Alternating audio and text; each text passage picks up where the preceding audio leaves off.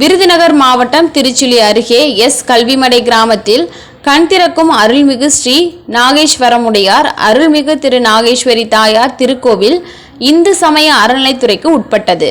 இந்த ஆலயத்தில் நேற்று 25ஆம் ஆண்டு மகாலய அமாவாசை திருவிழா மற்றும் முளைப்பாரி ஊர்வலம் நடைபெற்றது. முளைப்பாரி என்றால் என்ன, அதன் சிறப்புகள் பற்றி தெரிந்து கொள்ளலாம். அம்மனுக்கான திருவிழாக்களில் முளைப்பாரி எடுத்து நேர்த்திக்கடன் செலுத்துவது தொன்று தொட்டு நிலவி வரும் மரபு. அம்மன் கோயில்களில் இருக்கும் ஊர்களில் கோயிலுக்கு அருகில் முளைப்புரை எனப்படும் கீற்று கொட்டகை அமைக்கப்படும். அம்மனுக்கு காப்பு கட்டி திருவிழா தொடங்கும் நாளில் அந்த கொட்டகையில் முளைப்பாரி போடுவார்கள். ஊரில் உள்ள பெண்கள் அனைவரும் முளைப்பிறை கொட்டகையில் கூடுவார்கள். முளைப்பாரி குடம் அல்லது கூடையில் 21 வகையான தானிய விதைகளை பரப்பி நீருட்டு முளையிடுவார்கள். அம்மனுக்கு 21 புத்திரிகள் என்ற நம்பிக்கையின் அடிப்படையில் 21 தானியங்கள் முளையிடப்படுகிறது. முளையிடப்பட்ட கூடைகள் அல்லது குடங்களை பனையோலை பெட்டியை கொண்டு சூரிய ஒளி படாமல் மூடி வைப்பார்கள். தினமும் நீர் தெளிக்க ஒரு பெண்ணை தேர்ந்தெடுப்பார்கள்.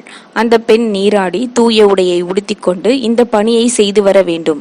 முளை கருகினாலோ வளராவிட்டாலோ நீர் தெளிக்கும் அந்த பெண்ணை பொறுப்பேற்று அம்மனிடம் தண்டனிட வேண்டும் என்பது விதி. முளைப்பாரி போடும் பெண்களின் விரத முறை பக்தி பூர்வமானது. தலையில் எண்ணெய் வைக்காமலும் சீப்பு கொண்டு சீவாமலும் இருக்க வேண்டும். சுத்தமான ஆடையை அணிய வேண்டும். அலங்காரம் இல்லாமலும் எளிமையாக இருக்க வேண்டும். குளிப்பதற்கும் குடிப்பதற்கும் வெந்நீரை பயன்படுத்தக்கூடாது. தொலைக்காட்சி சினிமாவெல்லாம் பார்க்க கூடாது. எப்போதும் இறை சிந்தனையுடனே இருக்க வேண்டும். ஊர் விட்டு ஊர் போகக்கூடாது. அந்நியர்களை வீட்டில் சேர்க்கக்கூடாது. இந்த விதிமுறைகளை கண்டிப்பாக கடைபிடிக்க வேண்டும். முளை வளரும் அந்த 9 நாட்களும் பெண்கள் இரவில் கும்மி கொட்டி அம்மனை வணங்கி முளைப்பாரி நன்கு வளர வேண்டும் என்று வேண்டி பாடுவார்கள். ஒவ்வொரு நாள் வளர்ச்சியை பார்த்து பெருமையாக பேசுவார்கள். யார் வீட்டு முளைப்பாரி நன்கு வளர்ந்துள்ளதோ அதை அம்மனின் அருளாக நினைத்து வணங்குவார்கள். விதை முளைக்காத முளைப்பாரிக்கு சொந்தக்காரர்கள் முளை நன்கு வளர்ந்த வீட்டில் அடுத்த விதைப்புக்கு விதைகளை பெற்றுக்கொள்வார்கள். 9 நாட்கள் வளர்ந்த முளைப்பாரியை பெண்கள் சுமந்து கொண்டு 10ஆம் நாளன்று மேல தாளத்தோடு ஊர்வலமாக செல்வார்கள். அம்மன் கோயிலுக்கு முன்னால் அவற்றை வைத்து கும்மி கொட்டி குழுவையிட்டு பாட்டு பாடி அம்மனை தொழுவார்கள். தொன்று தொட்டு நடத்தப்படும் இந்த முளைப்பாரி விழா வேளாண்மையை வழி வழியாக செழிப்பாக கொண்டு செல்லவும் இயற்கையை நேசிக்கவும் கொண்டாடப்படுகிறது. முளைப்பாரி எடுப்பதால் கிராமத்தில் உள்ள நீர்நிலைகள் நிறையும் என்பதும் நீர்நிலைகளில் உள்ள உயிரினங்கள் பாதுகாக்கப்படும் என்பதும் நம்பிக்கை. மேலும் முளைப்பாரியில் வளர்ந்த பயிர்களின் வளர்ச்சியை கண்டு அந்த ஆண்டின் விளைச்சல் எப்படி இருக்கும் என்பதை கணிக்கும் சடங்காகவும் முளைப்பாரி எடுக்கும் வைபவம் கருதப்படுகிறது.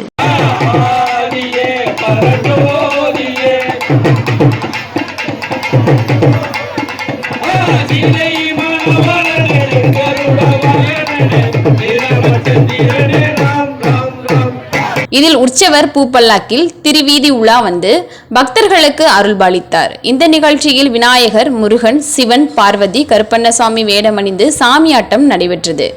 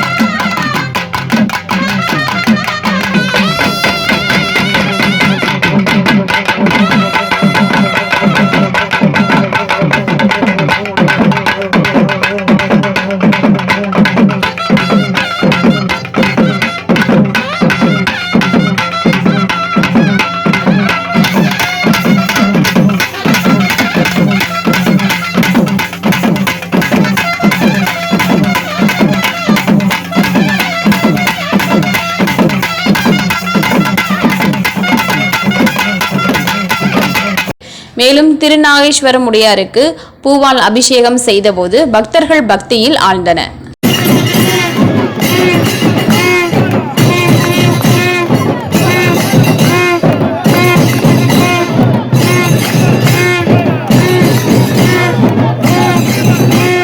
இந்த திருவிழாவில் பாவா மோகன் நித்யா, முத்தையா சொர்ணம், தங்கச்சாமி முத்துலட்சுமி, கண்ணன் பேச்சியம்மாள் ஆகியோர் தலைமையில் நடைபெற்றது.